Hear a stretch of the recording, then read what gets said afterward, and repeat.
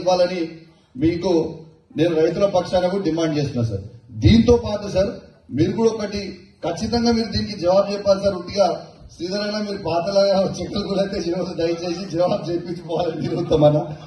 దాని తర్వాత సార్ ఇంకో రిక్వెస్ట్ ఏంటంటే సార్, నా హుజరాబాద్ కాన్స్టిట్యున్సీ దళిత బంధు అనేది పైలట్ ప్రాజెక్ట్ గా తీసుకున్నాం సార్. దాన్ని మొత్తం సాచురేషన్ మోడ్ లో డబ్బులు మొత్తము 18,500 మంది దళిత కుటుంబాలకి మేము ఇచ్చినాం సార్. అవి ఇచ్చిన తర్వాత ఆ డబ్బులు కూడా ఆల్రెడీ వాళ్ళ అకౌంట్ లో ఉన్నాయి. అవి రెండో విడత అనేది దాన్ని రిలీజ్ చేస్తలేరు సార్. అనేక రిలీజ్ చేయమని అడిగితే కేసులు పెడుతున్నారు, జైలు పెడుతున్నారు. దళితులని రోజు పోలీసు వాళ్ళు పిలిచి హరాస్మెంట్ చేస్తా ఉన్నారు సార్. దయచేసి కొంచెం ఆ రెండో విడత దళిత బంధు కూడా నా హుజరాబాద్ నియోజకవర్గంలో మీరు దయచేసి ఇవ్వాలని. అది దీంట్లో ఎటువంటి ఉత్తమ్ సార్, దీంట్లో ఎటువంటి ఫైనాన్షియల్ ఇంప్లికేషన్స్ లేవు సార్. ఆల్రెడీ డబ్బు is there in their account. మీరు జస్ట్ రిలీజ్ చేయమని ఆర్డర్ ఇస్తే సరిపోతుంది సార్. అది ఇచ్చేస్తే బాగుంటుందని మీకు రిక్వెస్ట్ చేస్తా ఉన్నాను సార్. దయచేసి మాత్రం తప్పకుండా దీనికి జవాబు చెప్పాలని కోరుతున్నా సార్. దాని తర్వాత సార్ ఇంకొకటి కూడా, మీ ఆధ్వర్యంలో మీ ముగ్గురు మినిస్టర్స్ ఉన్నారు, మీరు అందరూ ఉన్నారు కాబట్టి కూడా రిక్వెస్ట్ చేస్తున్నాం సార్. పోయినసారి జెడ్పీ మీటింగ్ లో అయినప్పుడు నేను జెడ్పీ మీటింగ్ లో ఆడ నేను ప్రశ్న అడిగితే వాళ్ళని అడిగితే నా మీద కేసు బుక్ చేసి సార్. అయిపోయిన తర్వాత బయటకు వచ్చిన కేసు బుక్ చేసిరు. మళ్ళీ ఇక్కడ ప్రశ్నలు అడగాలంటే మళ్ళీ పోయినాక ఏమైనా పోలీసు వాళ్ళు చూస్తారు, మళ్ళీ ఏమైనా కేసులు బుక్ చేస్తారో తెలియదు. మరి కాబట్టి దయచేసి సార్ ఈ 1 year లో ప్రశ్నిస్తే గట్టిగా 30 కేసులు పెట్టి, అది ఒక్కటి కూడా ల్యాండ్ కేసు కాదు, ఇది కాదు. బట్ ఎనీవే సబ్జెక్టే మాట్లాడుతున్నా లక్ష్మణ్. దళితులకు ఇవ్వద్దంటున్నా, దళిత బంధు చెప్పు రాదా, జవాబు చెప్పు. దళితులకు చెప్పు, దళిత బంధు నా కాన్స్టిట్యూన్సీ ఇవ్వద్దంటున్నా, దళిత బంధు ఇవ్వద్దంటున్నా నా కాన్స్టిట్యూన్సీ. నేను అడగొద్దా ఇప్పుడు తను అడిగలేదు సార్. ఇవ్వద్దని అంటున్నా మీరు, మరి ఇదే ప్రేమ నాకు అర్థమవుతుంది. దయచేసి నేను రిక్వెస్ట్ చేస్తున్నా సార్, ఇవన్నిటికీ కూడా జవాబు ఇవ్వాలని దయచేసి మిమ్మల్ని కోరుకుంటూ సార్. ఇవన్నీ కూడా సార్ ఈ ఎస్టీఎఫ్టీ కూడా దయచేసి మీరు చెప్పండి, మీరు కంపల్సరీ ఎస్టీఎఫ్టీ కూడా ఇవ్వాలి సార్ అని కోరుకుంటూ సెలవు తీసుకుంటా. Thank you very much. Kalvala project sir, దయచేసి ఆ రోజు రిక్వెస్ట్ చేసిన తర్వాత మీరు అది డిపిఆర్ 2023లో ఆల్మోస్ట్ కరీంనగర్ కలెక్టర్ ఫండ్ నుంచి దాదాపు 20 lakh rupees ఇక్కడ నుంచి చేసి డిపిఆర్ 70 crores చేసింది సార్. మీకు కూడా చెప్పినాం ఆ రోజు. దాన్ని రిక్వెస్ట్ చేస్తే గౌరవ పొన్నం ప్రభాకర్ గారు కూడా దాన్ని ఎండోర్స్ చేసి లెటర్ కూడా ఇచ్చినాం సార్. దయచేసి అది ఇస్తే, ఎందుకంటే మా వీణవంక మండలం కింద జమ్మికుంట మండలంకి దాదాపు 6,000 ఎకరాల ఆయకట్టుకి నీళ్లు వస్తాయి సార్. మీరే ఇరిగేషన్ మినిస్టర్ గారు ఉన్నారు, మీరే జిల్లా ఇన్ఛార్జ్ మంత్రిగా కూడా ఉన్నారు కాబట్టి గౌరవ మంత్రివర్యుడు పొన్నం ప్రభాకర్ గారు కూడా లెటర్ ఇచ్చారు కాబట్టి దయచేసి కొంచెం అది చేస్తే అందరు కూడా అద్భుతంగా ఉంటుంది సార్. మీకు కూడా మంచి పేరు వస్తుందని చెప్పి కూడా మీకు కూడా రిక్వెస్ట్ చేస్తున్నాం సార్. దాన్ని కొంచెం వెంటనే కంప్లీట్ చేయాలని కోరుతా ఉన్నా సార్. అదే విధంగా సార్ రుణమాఫీ ఇష్యూ కూడా నా నియోజకవర్గంలో రుణమాఫీ సార్ 100% అయిందని గౌరవ ముఖ్యమంత్రి గారు చెప్తా ఉన్నారు సార్. నా హుజరాబాద్ నియోజకవర్గంలో కేవలం 50% మాత్రమే అయింది సార్. ఇంకొక 50% అట్లనే ఉంది. దయచేసి కొంచెం అది కూడా మీరు కన్సిడర్ చేయాలని రైతుల పక్షాన మీకు రిక్వెస్ట్ చేస్తా ఉన్నాను sir. Thank you very much.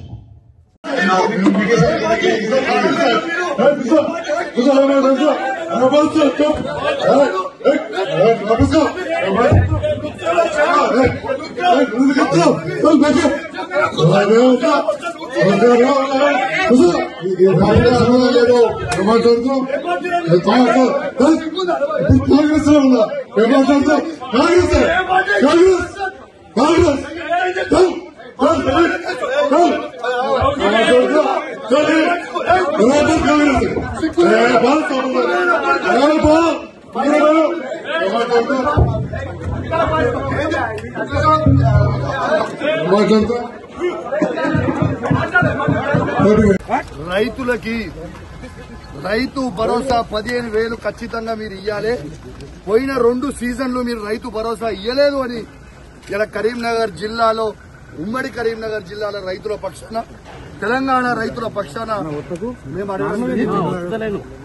దాంతో పాటు ఇలా రుణమాఫీ నా హుజరాబాద్ నియోజకవర్గంలో కేవలం 50% మాత్రమే అయింది. ఇంకా 50% కాలేదు. నా హుజరాబాద్ నియోజకవర్గంలో రైతులకి రుణమాఫీ చెయ్యాలని నేను డిమాండ్ చేశాను. నా దళిత కుటుంబాలకి సాచురేషన్ మోడ్ లో 18,500 కుటుంబాలకి మేము దళిత బంధు ఇస్తే రెండో విడత దళిత బంధుని వీళ్ళు ఇయ్యకుండా మా దళితులకి ఇబ్బంది పెడతా ఉన్నారు. ఇలా ఖచ్చితంగా దళిత బంధు విడుదల చేయమని చెప్తే ఇవ్వడుగుతే ముగ్గురు మంత్రులు ఎమ్మెల్యేలు అందరూ కూడా మందబలం ఉంది కదా, అధికార బలం ఉంది కదా అని వచ్చి బెదిరించే ప్రయత్నం చేస్తా ఉన్నారు. మీరు బెదిరిస్తే భయపడేటోడు ఎవడు లేడీడా. ఖచ్చితంగా కేసీఆర్ గారి పక్షాన మేము నిలబడతాం.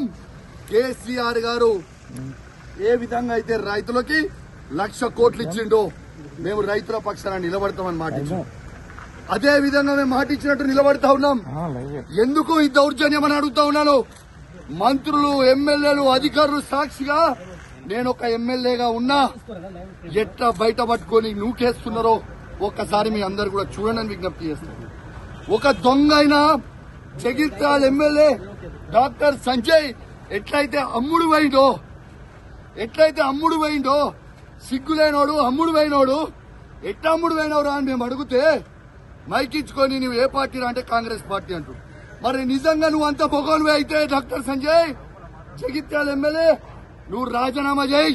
అదే కాంగ్రెస్ బీఫామ్ మీద గెలిచి చూపి చాతగాని దద్దమ్మలాగా కేసీఆర్ గారు పెట్టిన భిక్ష నువ్వు ఎమ్మెల్యేగా ఉండి నీతో కేసీఆర్ గారిని నువ్వు విమర్శిస్తా ఉంటే, మీరు నోటికి వచ్చినట్టు మాట్లాడుతూ ఉంటే మేము చూసుకుంటా ఊకోవాలని అని మేము అడుగుతా ఉన్నాం. ఖచ్చితంగా నిలదీస్తాం, అడుగడుగున అడ్డుకుంటాం. ఖచ్చితంగా ఇచ్చిపెట్టే ప్రసక్తే లేదు. వాళ్ళు ఖచ్చితంగా ఇవాళ రైతులకి 15,000 రూపాయలు రైతు భరోసా ఇవ్వాల్సిందే. ఇందిరమ్మ ఇల్లు ప్రతి ఒక్కరికి ఇవ్వాల్సిందే. ఇలా వాళ్ళు ఇచ్చిన 6 గ్యారెంటీలు ఇవ్వాల్సిందే. వాళ్ళు భయపెట్టించి దౌర్జన్యాలు చేస్తే భయపడే ప్రసక్తే లేదు. ఖచ్చితంగా వాళ్ళు ఇచ్చే 6 గ్యారెంటీల హామీలు ఖచ్చితంగా వాళ్ళు ఇచ్చే వరకు వాళ్ళని ప్రశ్నిస్తూనే ఉంటాం. 420 హామీలు ఇచ్చే వరకు ప్రశ్నిస్తూనే ఉంటాం. మీరు కేసులు పెట్టి మమ్మల్ని ఇబ్బంది పెట్టి భయపెట్టాలనుకుంటే మీతోని కాదు, మీ తాత జేజమ్మతో కూడా కాదని చెప్పి అధికారులకు కూడా చెప్తా ఉన్నాను, హెచ్చరిస్తా ఉన్నాను. తస్మాత్ జాగ్రత్తగా ఉండుర్రి. మీరు ఇష్టం వచ్చినట్టు మీరు చేస్తా ఉన్నారు. 3 ఏళ్ల తర్వాత మళ్ళా కేసీఆర్ గారు ముఖ్యమంత్రి కాక తప్పదు. ఎవరు కూడా ఇలా ఎక్స్ట్రా చేస్తున్న అధికారులని ఎవరిని కూడా ఇచ్చిపెట్టాం. అది కూడా గుర్తుపెట్టుకోండి అని చెప్తా ఉన్నాం. ఇవాళ మేము కొట్లాడేది ప్రజల పక్షాన. ఇవాళ పోలీసు వాళ్ళని కూడా అడుగుతా ఉన్నాను, మీకు కేసీఆర్ ఏం తక్కువ చేసిండమ్మా? మీకు అద్భుతమైన ఫార్చునర్ ఇచ్చిండు, అద్భుతమైన ఇన్నోవాలు ఇచ్చిండు, 5 స్టార్ పోలీస్ స్టేషన్లు చేసిండు, మీ జీతాలు పెంచిండు. ఇవన్నీ మర్చిపోయిరా? మళ్ళా మీకోసం నువ్వు కూడా పోరాటం చేయాలంటే మళ్ళా కేసీఆర్ గారి అదొక్కటి గుర్తుపెట్టుకోండి. అధికారం ఎవరికి శాశ్వతం కాదు. 10 సంవత్సరాల్లో మేము కూడా అధికారంలో ఉన్నాం, కానీ ఇష్టం వచ్చిన రాజ్యం లాగా మేము చెయ్యలేదు. ఖచ్చితంగా వాళ్ళు ఇష్టం వచ్చినట్టు అడిగితే అట్లాంటోళ్ళని అడ్డుకుంటాం. ఖచ్చితంగా అడుగుతాం, నిలదీస్తాం. పార్టీ మారినోళ్ళని కూడా ఎవరిని మీద రాజీనామా చేయకుండా పార్టీలో మారి తిరుగుతాను అడుగున అడ్డుకుంటాం, తిరగబడతాం. బిడ్డ మిమ్మల్ని తిరగనియ్యమని చెప్పి కూడా తెలియజేస్తూ సెలవు తీసుకుంటా ఉన్నాం. జై తెలంగాణ, జై కేసీఆర్.